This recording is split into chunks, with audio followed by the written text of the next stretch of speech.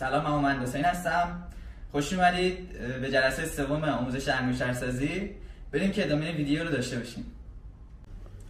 خب برای شروع ما با مته گلدونی داخل انگشتر رو خالی میکنیم که سنگ داخل قالب بره.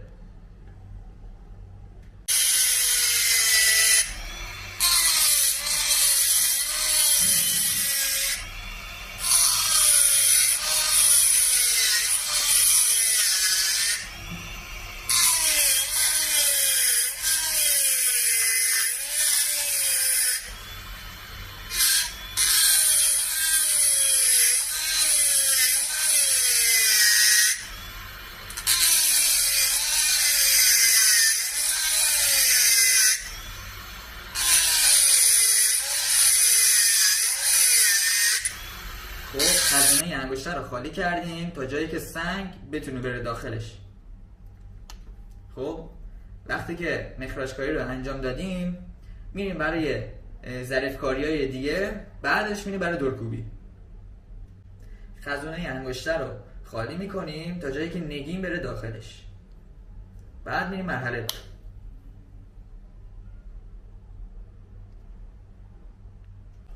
حالا دو تا لاین موازی میکشیم دور انگشتر برای گوارسکو.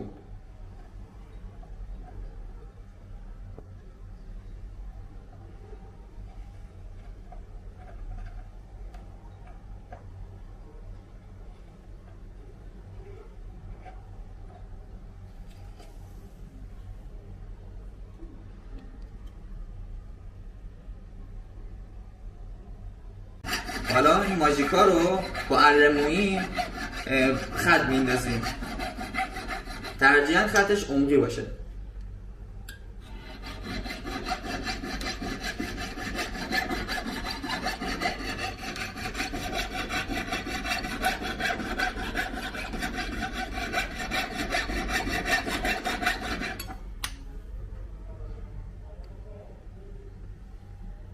این دوتا ریلمون رو با تیغره وقتی خط انداختیم میریم برای گوارسکوبی.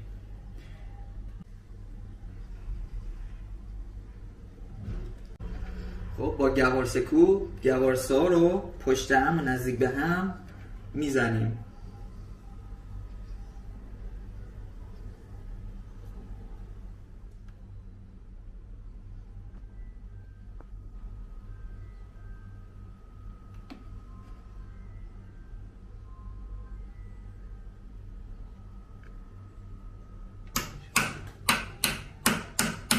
بعد از اینکه بالای انگشتر رو سوانگ میزنیم دیوارا نازک‌تر بشه، دورکوبی انجام میدیم.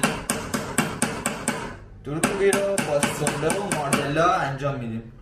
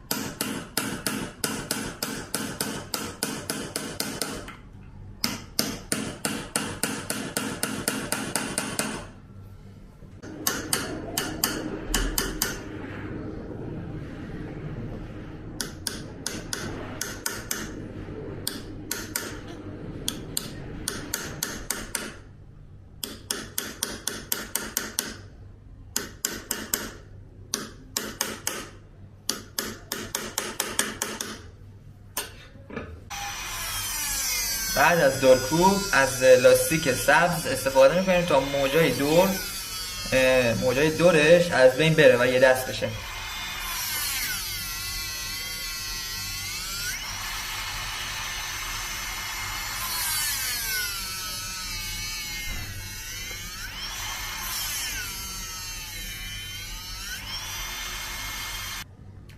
خب اینم از نتیجه نهایی کار. یه انگشتر پافیلی با گوار سکوب.